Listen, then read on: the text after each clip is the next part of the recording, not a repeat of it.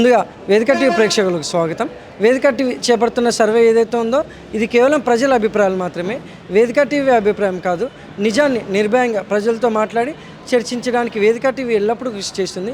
ఇందులో భాగంగా ఈరోజు నల్గొండ జిల్లాకి రావడం జరిగింది. మరి నల్గొండలో ఉన్నటువంటి ఆర్టీసీ బస్టాండ్కి చాలా గ్రామాల ప్రజలు ఇక్కడి నుంచి రాకపోకలు సాగిస్తుంటారు. మరి ఇక్కడికి వచ్చే ప్రజల్ని రేవంత్ రెడ్డి గారి పాలన విధి విధానాలు ఎలా జరుగుతున్నాయి, మరి గతంలో కేసీఆర్ గారి పాలన విధి విధానాలు ఎలా జరిగాయి అనే విషయాన్ని మరి వాళ్ళ అభిప్రాయం తెలుసుకునే ప్రయత్నం చేద్దాం. రిపోర్టర్ కార్తిక్ గౌడ్, వేదిక టీవీ. సార్ నమస్తే. మీ పేరు సార్? సార్ నా పేరు రాజయ్య. ఏం చేస్తుంటారు సార్? ఇప్పటి సీఎం రేవంత్ రెడ్డి గారి పాలనపై మీ అభిప్రాయం ఏంటి సార్? మా అభిప్రాయం ఏం లేదు. ఇందిరాగాంధీ పీరియడ్ కాడ నుంచి కాంగ్రెస్కి ఓటు వేసుకుంటూ వచ్చాం. ఇవాళ పేద అనేవాడు పేదగానే మిగిలిపోయిండు. భూమి ఉన్నోనికే భూమి ఉంది, భూమి ఉన్నోనికే హక్కు పైసలు ఇచ్చిర్రు, భూమి ఉన్నోనికే రైతు ఇచ్చిర్రు, భూమి లేనివానికి బువ్వ లేదు.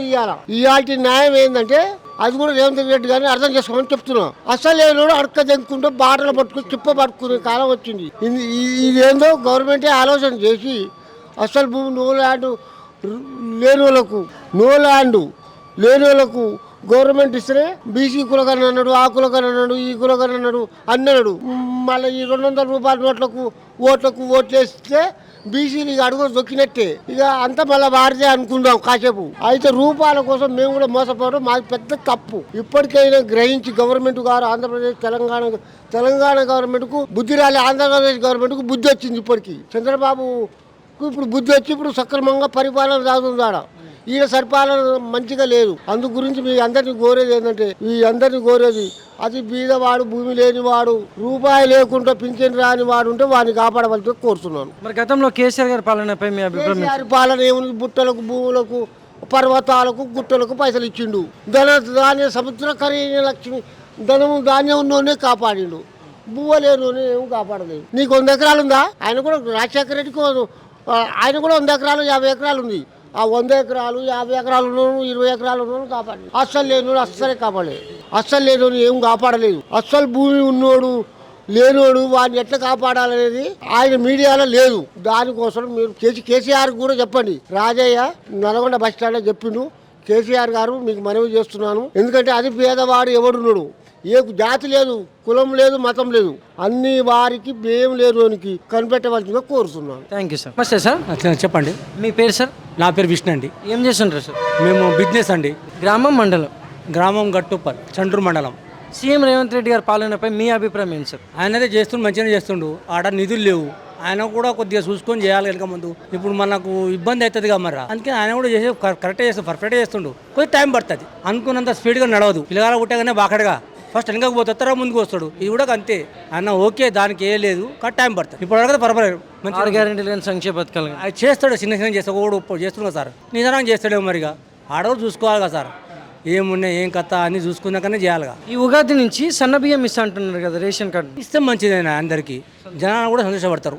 దాని కూడా ఎలాంటి డౌట్ లేదు, మంచిదే కోరుకుంటున్నాం. మరి గతంలో కేసీఆర్ గారి పాలనపై మీ అభిప్రాయం ఏంటి సార్? ఆయన చేసింది కంటే ఈయనగా చేసింది కానీ ఓరిని విమర్శించలేదు సార్. ఏదైనా ఒకడు ముందు ఒకడు వెనుక, ఒకడు అన్న ముసలోడు అయ్యిండు. ఇప్పుడు తమ్ముడు వచ్చిండు అనుకో, తమ్ముడు కొద్ది రోజు పాలిస్తాడుగా, గంతే అనుకోవాలిగా. ఆయన ఉన్నసేపు అది, ఈయన సేపు ఇది. Thank you sir. Okay sir. నమస్తే అమ్మా.